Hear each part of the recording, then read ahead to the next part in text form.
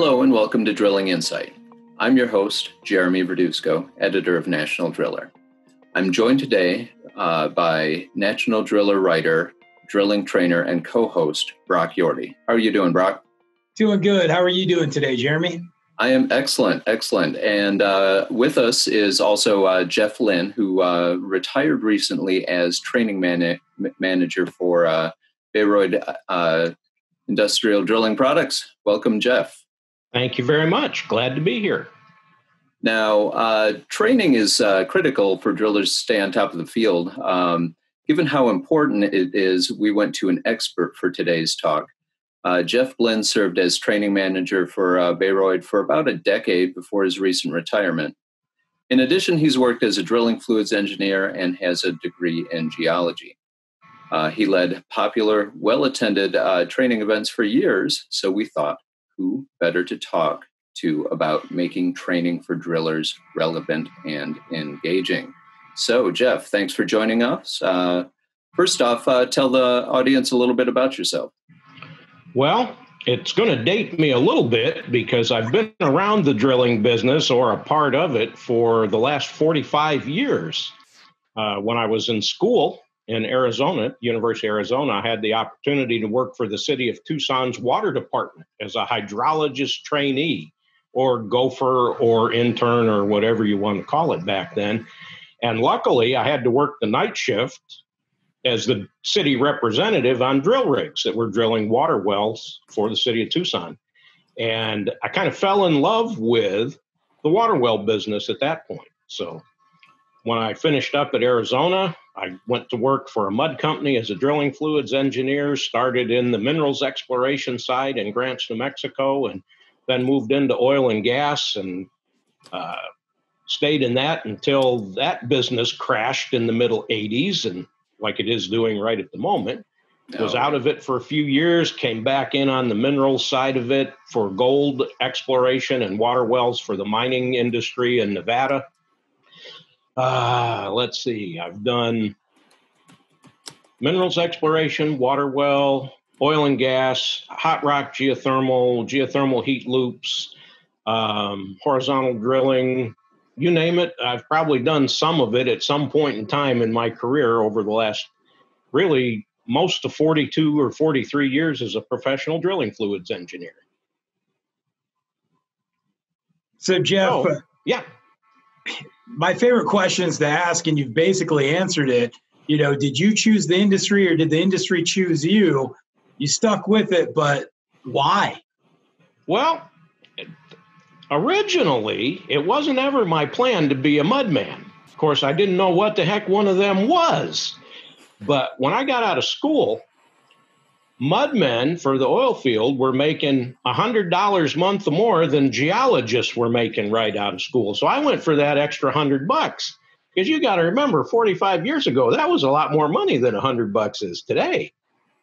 And then I just fell in love with it after that. And every time there's been a downturn or a change in fortunes, I've always come back to it. It's been a great business for me to be in over the years. So even though it wasn't my first career choice, and maybe you have a little experience with that yourself, here we are, and we're still at it, and we're still enjoying it. Okay. So you were a training manager at Baroid for about a decade. And you also worked in the field as a fluids engineer. What motivated you to move from the field into full-time training?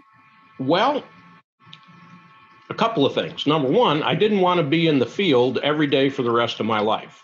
I found out that every year, putting up with either 110 degrees or minus 40 degrees got a little bit harder on my poor body. So I wanted to do something a little different. So I moved from the field to an account rep type position, a sales position, but I never considered myself the best salesman. I've always been more technically minded than sales minded. And then as the years progressed, I had an opportunity to move into technical services, and then training, being part of technical services is, about 10 years ago, my boss felt that I would be a very good one to take care of that. I seem to have a knack for connecting with people. So he thought that I would be good at that, even though that was never my first career choice either. But that's where I ended up, and I enjoyed every minute of it. Little technical issue with my camera I'm playing with. Jeff, you know what? I've trained with you.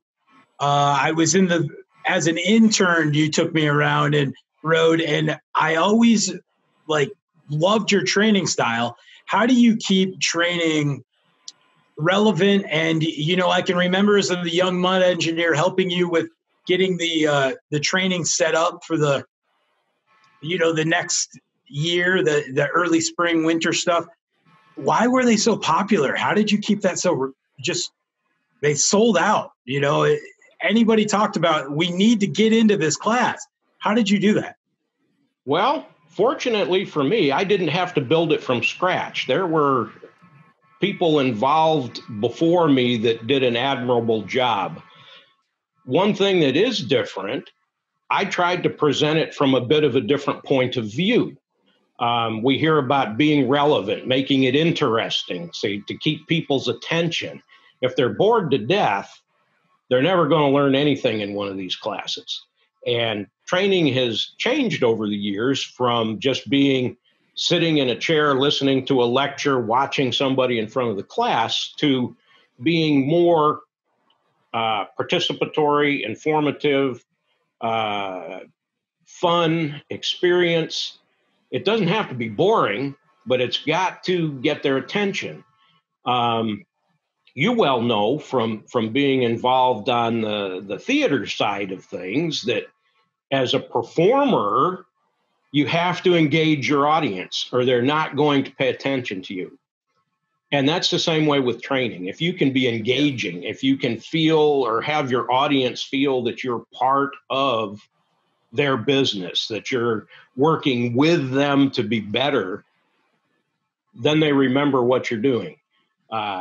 And luckily for me, I've expanded upon what was built before me and just tried to bring in more real world situations from many different disciplines to make every topic that was talked about relevant, and then using other subject matter experts from whichever staff we had available to help present that real world flavor that when people came in, they were going to go home, they were going to take this information and be able to use it the day they went home. Yeah.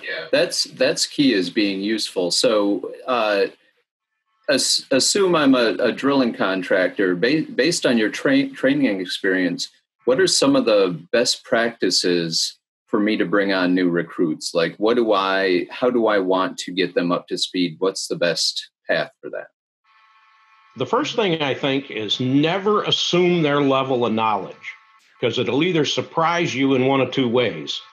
They either won't know anything at all when they've told you they know everything, or you'll find out that they really are very well versed in what they're doing. But when you bring somebody in, if you start with the very basics that you want people to know in your culture, your company, how your company does business, and start from essentially zero and build on that new recruit, that new employee will get the feel for what your company is presenting to their audience, their customers. And then everyone in the company's on the same page with the same message, all working for that perfect scenario for their customer. And I think that's where it starts. Yeah, sometimes you're going to get somebody that's going to say, well, I already know this. Great, I'm glad you do. Yep. But we're going to go over it anyways, just to be sure that we all have done the same thing to reach the result that we want in our company. So you're part of our culture. Okay, that's how I like to start. So really bringing company culture to bear. So which I think for a lot of drilling companies is pretty strong. So it is. In our business, a lot of these companies have been in business for generations. And there's a reason for that, because their audience, their customers in their area know them, like them, believe in them, and they want that message from all their employees. Yeah, for sure. So Industry events often have a training component. I'm sure you've sat in on classes at some of these. What turns you off as a student? Oh boy, the number one, especially if you take a large event, a national event, um, the training should not be an infomercial for that particular company or products. If they're there to learn, it needs to be about information, and things need to be presented in a way that the attendee, when he leaves, again, has something useful for the time he spent listening. Um, Another bad thing is to be boring. There are a lot of very wise and intelligent people that have no business being in front of a group of people because they don't know how to get that point across. And then nobody gets any value from that. Or the old death by PowerPoint, where somebody has this slideshow for a half an hour and he's got 412 slides and he turns around and you see the back of his head and he reads the entire presentation to you. So those are all bad things to have happen. I was once challenged this way: put one slide on the screen with a picture that relates to the information that you want to give, and don't put anything else up there, but force the audience to listen to you, the presenter, give information and engage that audience, make it interesting. And they won't be reading PowerPoint slides. They won't be looking at their phone.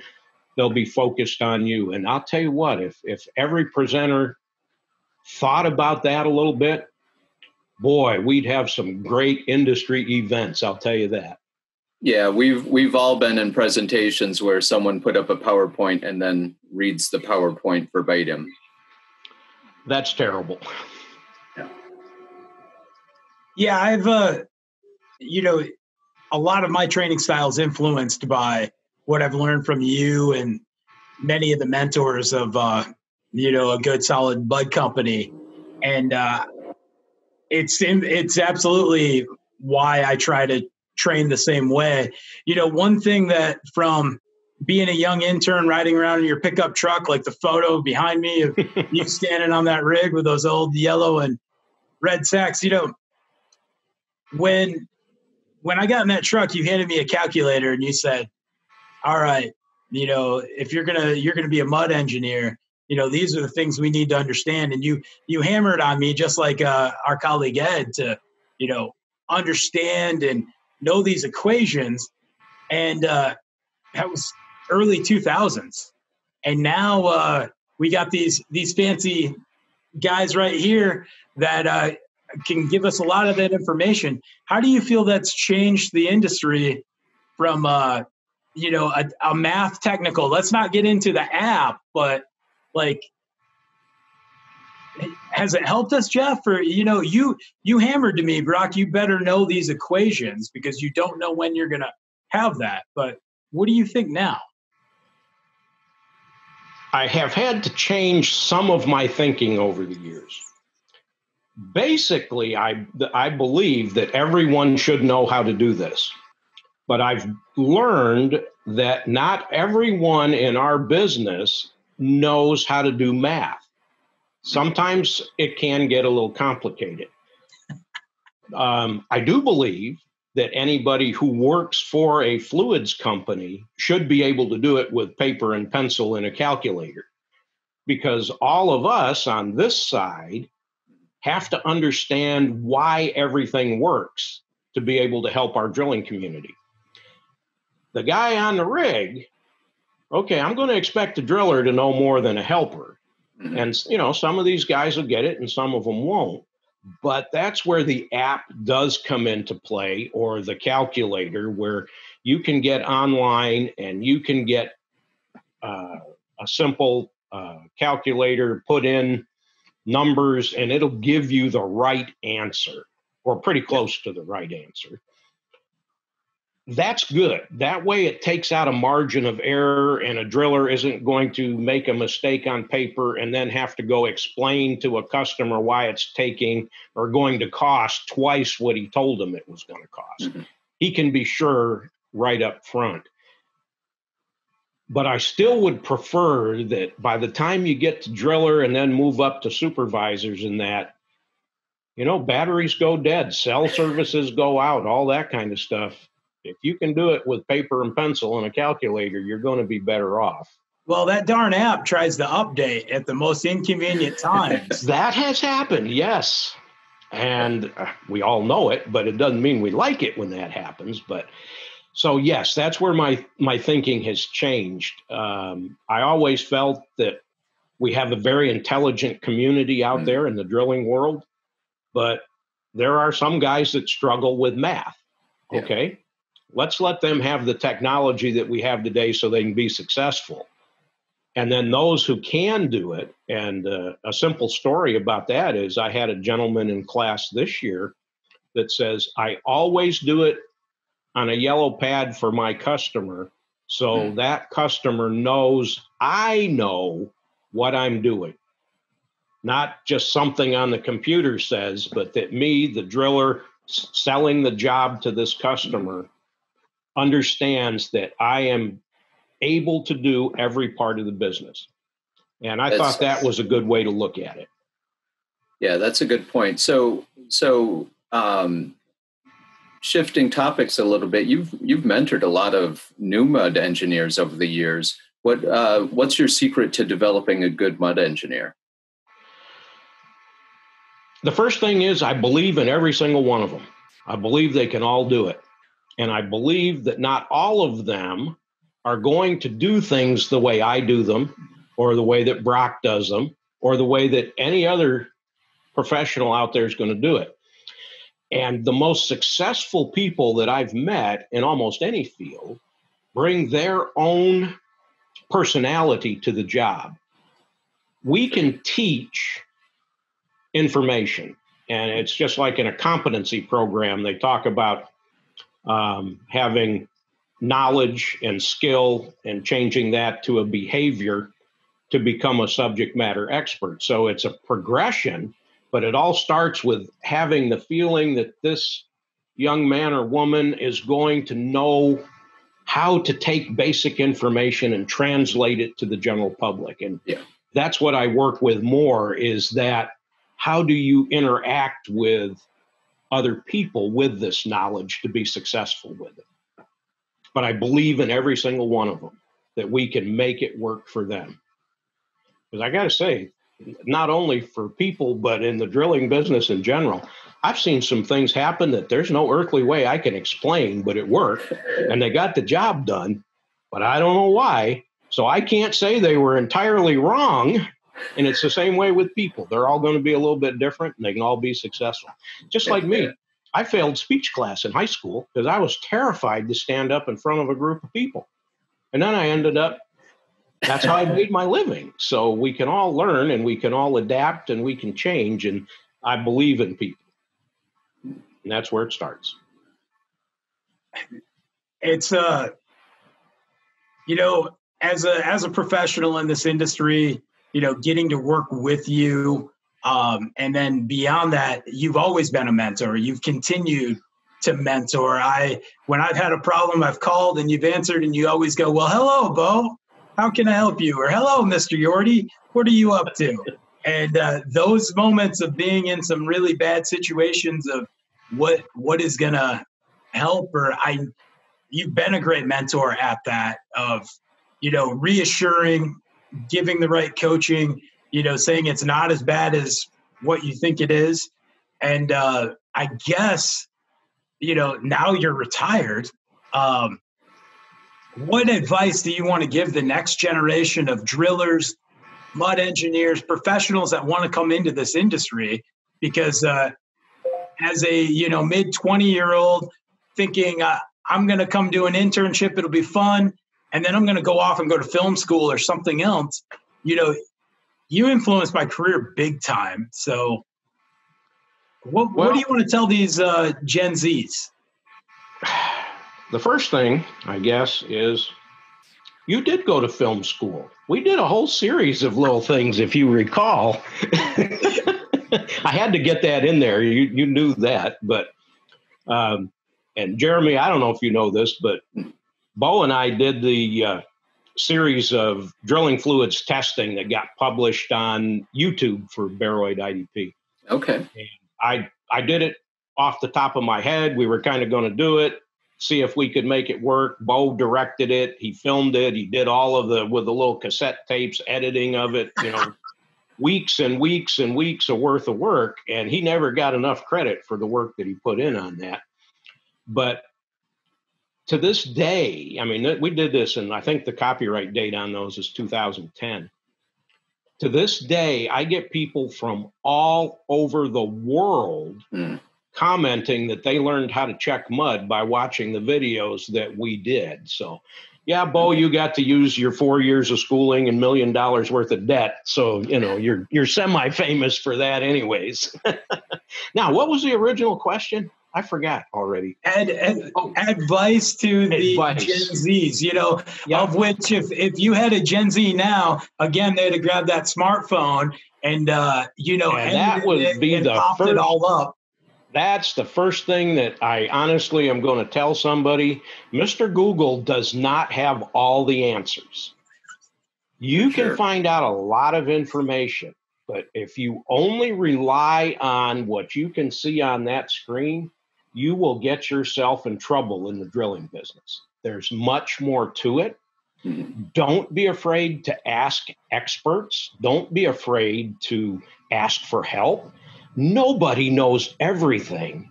I mean, like we said at the beginning, I've been doing this for a long time. And there's always something I learned. There's always a new situation. Mother Nature is not consistent.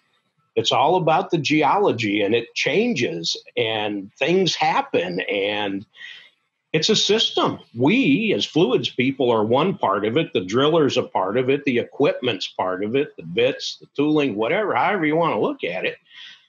We have to know about all of it.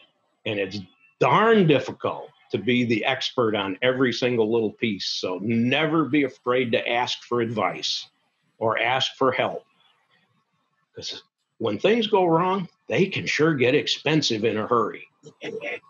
So if we can avoid that, and, training is a big part of it. It's sharing knowledge, sharing understanding, trying to take that information and put it in a form that somebody can go, I think something bad's about to happen. I'm going to stop now. Get out, use the phone part instead of the Google part, and get some help. Okay. I guess that's the biggest piece of advice right there. And then look around. There's experts out there, and every expert that I've ever met in our business has been willing to share information. I don't think I've ever called anybody and had them tell me, I'm not going to talk to you about that because I know it and you don't, so get in trouble and figure it out. Nobody's ever done that. They've always been more than happy to lend a hand, be out of trouble with everyone else. Definitely an industry where you can phone a friend. So, absolutely. So, Jeff, now that you're recently retired, what are you going to do with your time? What's your next step?